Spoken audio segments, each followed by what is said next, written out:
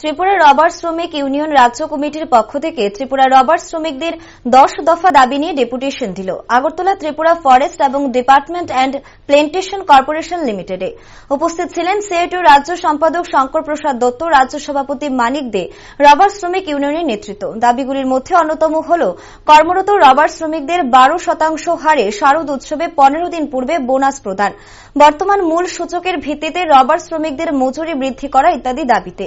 Deputation শেষে বক্তব্য রাখতে গিয়ে শঙ্কর প্রসাদ দত্ত বলেন, রাবার অধ্যুষিত এলাকার মানুষের সরকারি কাজের প্রয়োজন হয় না, কারণ রবার তাদের রোজগারের ব্যবস্থা করে দেয়। তাই বামফ্রন্ট সরকার রবার বোর্ডের সহযোগিতায় রবার শিল্পকে মজবুত করার উদ্যোগ গ্রহণ করেছিল। রবার শিল্প ভালোভাবে যাতে আরও সম্প্রসারিত হয় তার জন্য এবং সরকার যাতে নিয়ন্ত্রণ থাকে।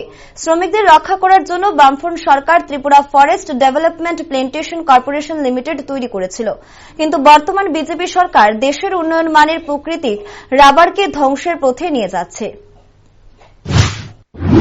সেই এলাকায় মানুষ সরকারি কাজ বলুন অথবা অন্য কোনো কাজের জন্য হন্য হয়ে ঘুরেন না, কারণ রাবারই তাদের রোজগারের ব্যবস্থা করে দেয়। এবং এটাকে আরো বেশি সম্প্রসারিত করার জন্য আমাদের রাবার বোর্ডের সাথে ত্রিপুরার বামফ্রন্ট সরকার আলোচনা করে তাকে আরো এই শিল্পটাকে মজবুত করবার জন্য উদ্যোগ গ্রহণ করেছিল। রাবার শিল্প ভালোভাবে যাতে সম্প্রসারিত হয়, সরকারের যাতে একটা নিয়ন্ত্রণ থাকে এই চাষিদের শ্রমিকদের রক্ষা করবার জন্য, তার জন্য Tripura forest development plantation corporation Tripura রাজ্যে বামফ্রন্ট সরকার আসার পরেই তৈরি করেছিল। এই কর্পোরেশন রাবার চাষিদের স্বার্থ রক্ষায়, রাবারের দাম নিয়ন্ত্রণের ক্ষেত্রে তাদের সীমাবদ্ধতার মধ্যে থেকেও সাহায্য করার চেষ্টা করেছে।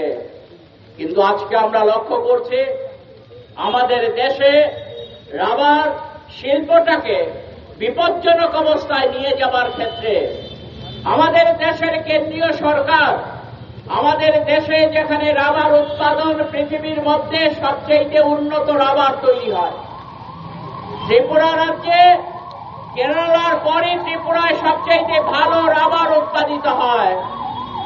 এই ত্রিপুরা সহ যেখানে যেখানে রাবার উৎপাদিত হচ্ছে, এই ন্যাচারাল যে রাবার, প্রাকৃতিক যে রাবার, সেই প্রাকৃতিক রাবারের সর্বনাশ ঘটাবার জন্য আমাদের দেশের বিজেপি নেতৃত্বাধীন সরকার তারা মালয়েশিয়া, ইন্দোনেশিয়া এই সমস্ত দেশ থেকে কৃত্রিম রাবার নিয়ে এসে এই প্রাকৃতিক রাবারকে বিপর্যস্ত করেছে।